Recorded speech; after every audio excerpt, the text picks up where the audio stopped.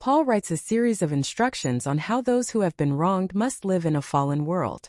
Let's look at the full context from Romans 12 verses 19 to 21, New International Version. Do not take revenge, my dear friends, but leave room for God's wrath, for it is written, "It is mine to avenge, I will repay," says the Lord. On the contrary, if your enemy is hungry, feed him. If he is thirsty, give him something to drink. In doing this, you will heap burning coals on his head. Do not be overcome by evil, but overcome evil with good. This passage outlines a two-step process that is essential for surviving and thriving after betrayal. The first step is a command to stop. Do not take revenge, my dear friends. This is perhaps the most difficult directive.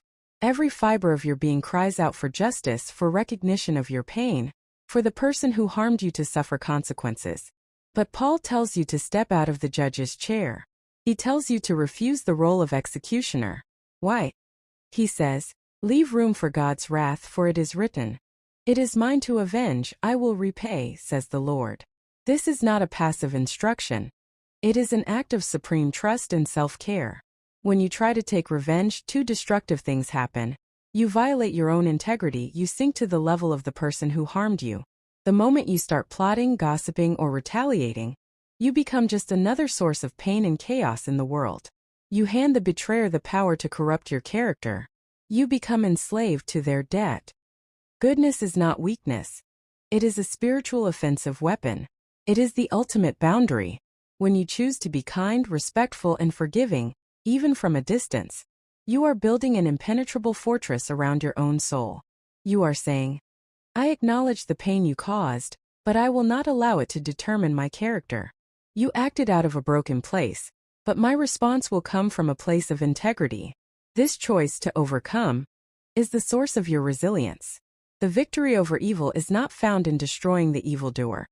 It is found in preserving your own moral integrity in the face of injustice. Reclaiming your narrative. This journey is about reclaiming your personal narrative. For a long time, the story of your life may have been hijacked by the betrayer's actions. Every decision, every conversation, every tear felt connected to their offense. By choosing to feed your enemy, you are writing a new chapter. You are stepping into the role of the protagonist who, despite devastating injury, refuses to let hatred be the guiding theme of their story. You shift the focus from their failure to your fidelity.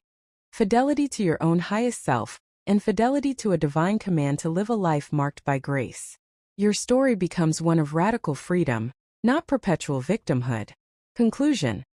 The way forward is grace. This message is not meant to imply that this process is easy.